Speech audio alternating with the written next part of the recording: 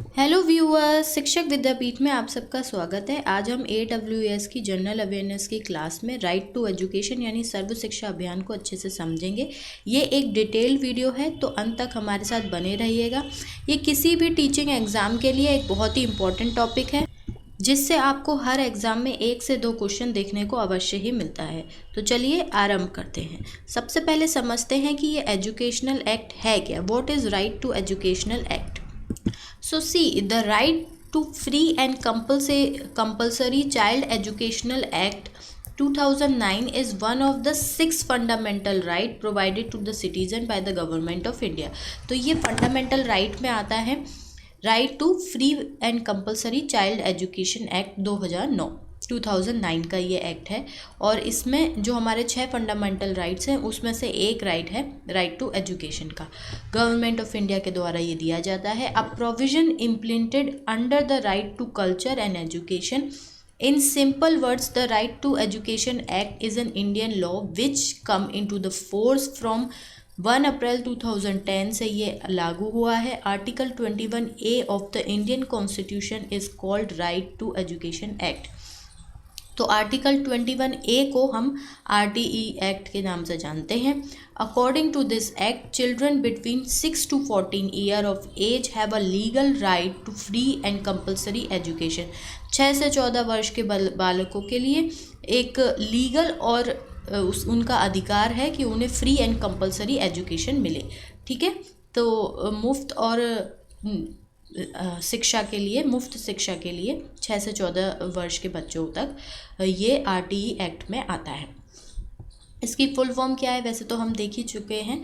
RTE act, full form of the act is the right to education act. It is also known as right of children, right of children to free and compulsory education act, या फिर इसे right to free and compulsory education act 2009 से भी जाना जाता है।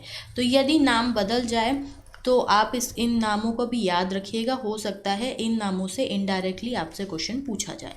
आगे चलें तो इसकी हिस्ट्री जान लेते हैं। RTE की हिस्ट्री क्या है? Education of fundamental right in India, ये कहाँ से शुरू हुआ था? देखिए, directive principle of state policy है। आर्टिकल 15 जो है वो directive principle of state policy था, जिसके बाद सुप्रीम कोर्ट ने इसको 1992 में राइट टू एजुकेशन इनहर्ड, उसको राइट टू एजुकेशन को मिला दिया right to life and right to equality में, जो कि तब हमारे फंडामेंटल राइट्स में हैं, अभी भी हैं। पर directive principle of state policy थी जो कि आर्टिकल 15 था, उससे सुप्रीम कोर्ट ने उसे मिला दिया, इनहर्ट कर दिया राइट टू लाइफ और राइट टू इक्वलिटी में। फिर क्या हुआ? 2002 में जो आर्टिकल 21 लागू हुआ। 2002 में आर्टिकल 21A, और 21A में क्या है? The state shall provide free and compulsory education to all children of the age of 6 to 14 year in such a manner as the state have determined by law.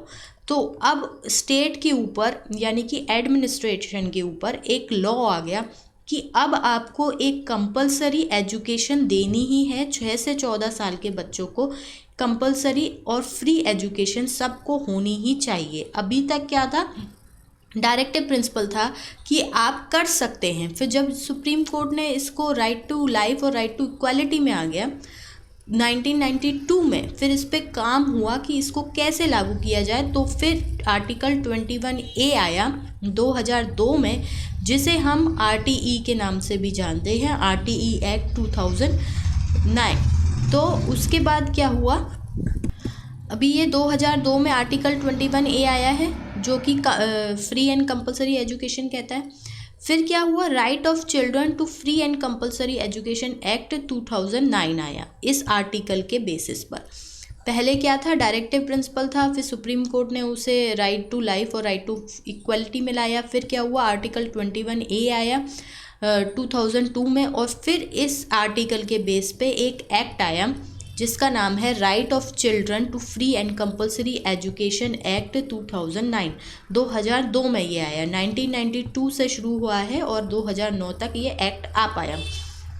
तो 21 alpha यानी 21A and RTE act enforced by the 1 April 2010। तो 1 April 2010 में ये enforce हुआ, लागू हुआ।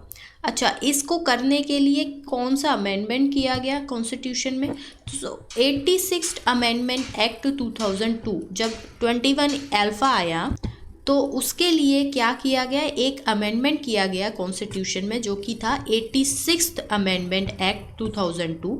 इसमें क्या था, the 86 amendment act 2002 made 3 specific provision, उसने 3 प्रोविजन बताए in the constitution to facilitate the realisation of, ये किस लिए था, ताकि स्टेट को ये रियलाइज़ हो कि फ्री एंड कंपलसरी एजुकेशन कितनी ज़रूरी है।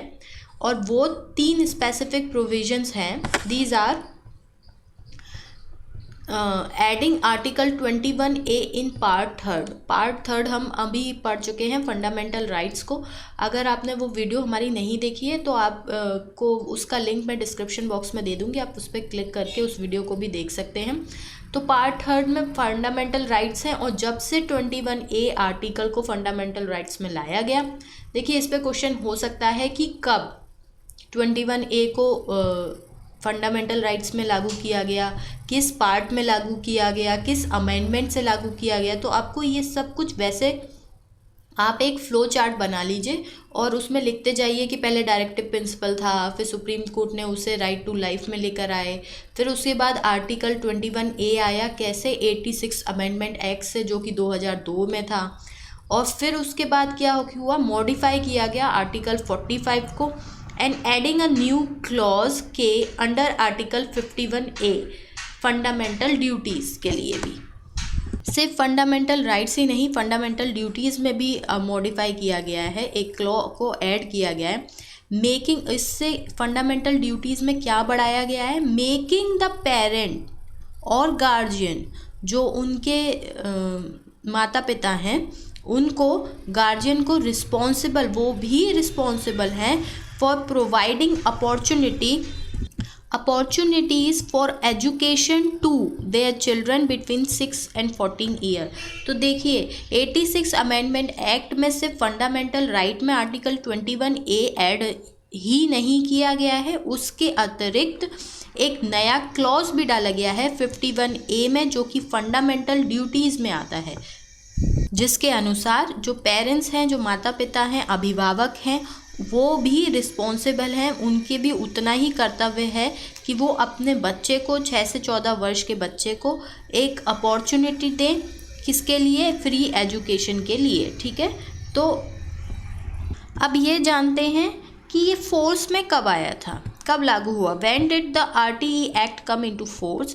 The RTE Act was passed by the Indian Parliament. Indian parliament से, राज्यसभा, लोकसभा से ये जब इसको मंजूरी मिल गई, जब ये पास हो गया ऑन 4 अगस्त 2009, तो 4 अगस्त 2009 को ये पास हुआ था, इसीलिए इसे RTE 2009 कहा जाता है।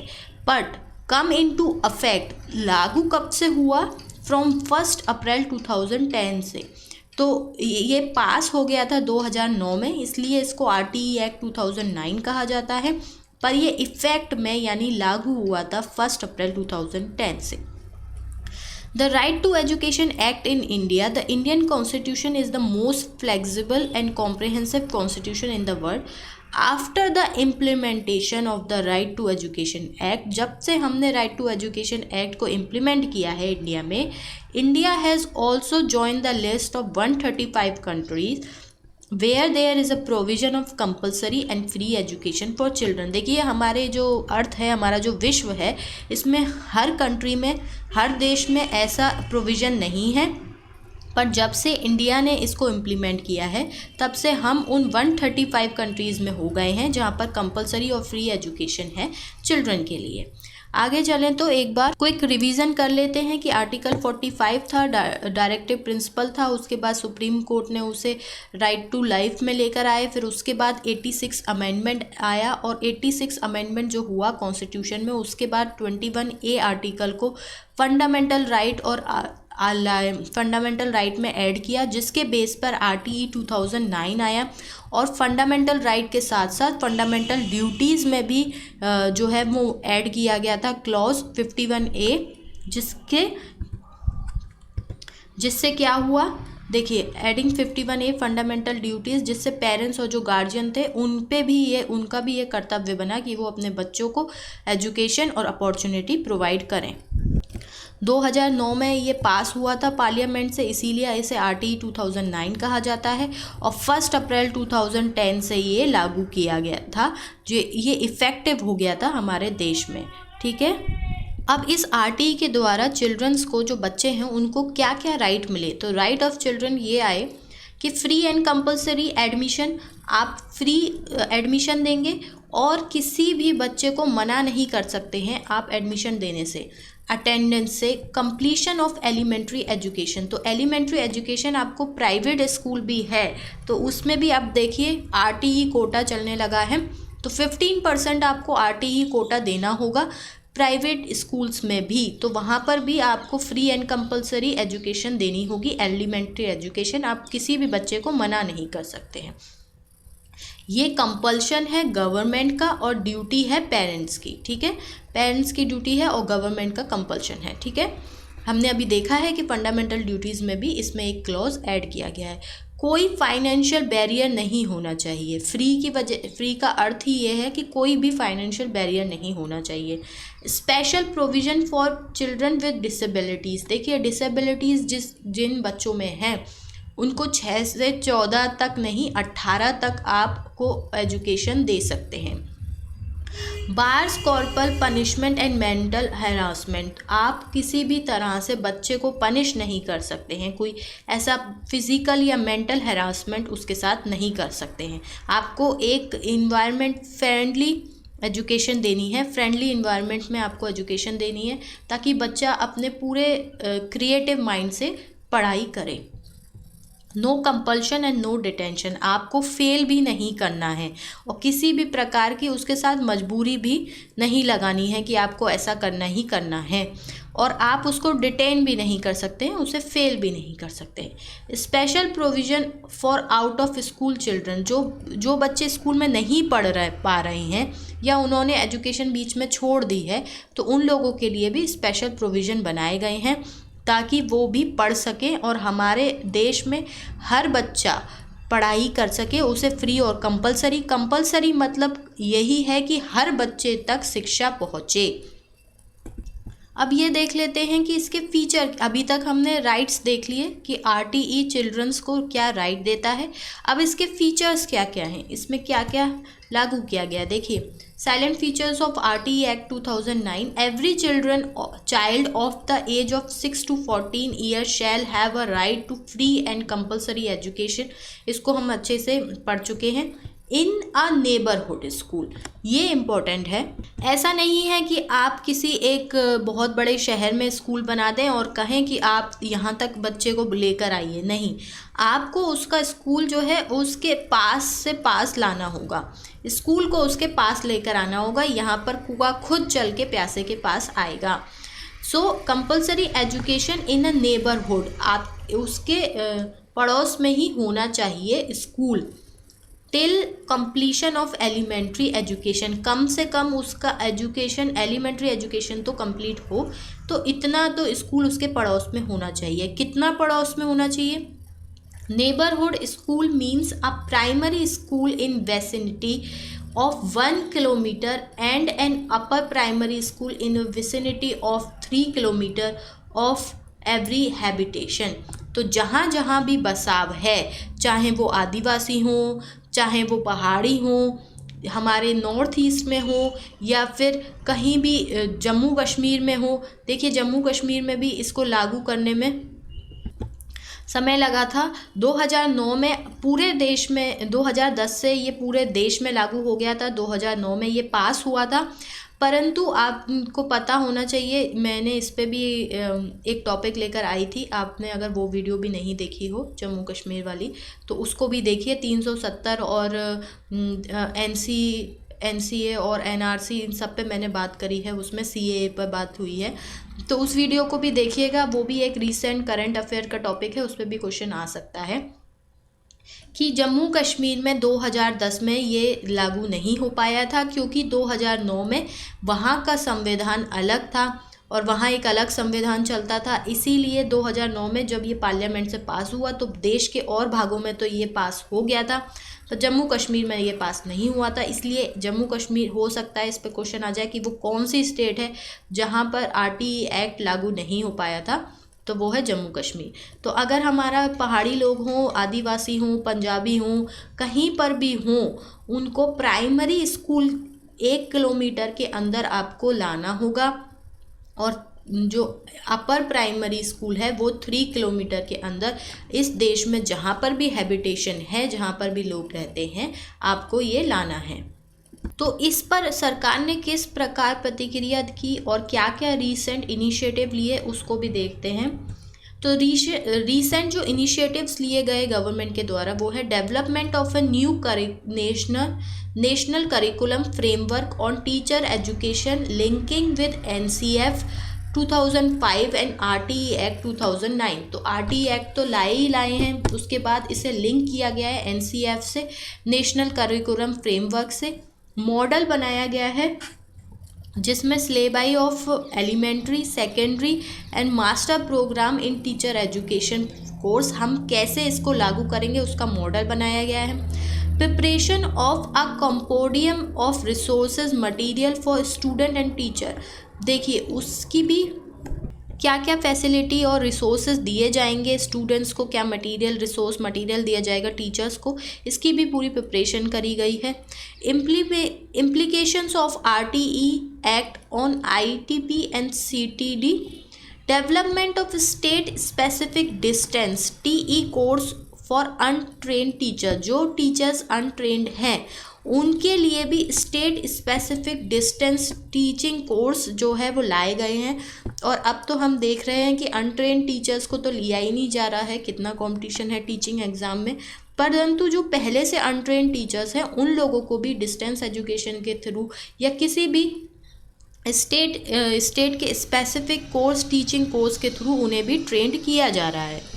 तो हमने स्टेट की रिस्पॉन्सिबिलिटीज़ देख ली, जो पेरेंट्स हैं उनकी ड्यूटीज़ देख ली। अब ये देखते हैं कि टीचर्स की क्या रिस्पॉन्सिबिलिटीज़ हैं। तो राइट टू एजुकेशन एक्ट 2009 में role and responsibility of teachers है। So the provision have also been given for the role of शिक्षक in the right to education act 2009. According to the provision, it has been ensured that instead of average number of teachers in each state, district or block, there is fixed ratio between the number of student and teachers. देखिए इस RTE act पे से जहाँ जहाँ से भी question आ सकते थे मैंने उन सबको इसमें लेकर आया है और डिटेल इन्फॉर्मेशन भी लेकर आई हूँ उसके लिए, ताकि आपको फिर कहीं और ना देखना पड़े। पर हाँ, थ्योरी कम रखी है और जितने अधिक से अधिक हो सकता है उन इम्पॉर्टेंट टॉपिक्स को लाने का प्रयास किया गया है। तो यहाँ पर है number of student and teachers का जो रेशियो है उस पर भी एक आधी क्वेश्चन देखने को मिल जाता है। वैसे RTE, UP टेट और CTET के लिए भी उतना ही इम्पॉर्टेंट है जितना AWS के लिए है। तो इसमें क्या किया गया है, ratio between number of student teachers क्या रखा गया है। This provision ensure an equal number of posting of teacher in both urban and rural areas. Urban और रूरल एरियाज़ में इक्वल नंबर होने चाहिए पोस्टिंग टीचर्स की। ऐसा ना हो कि हम अर्बन में ज़्यादा कर रहे हैं, रूरल में कम कर रहे हैं।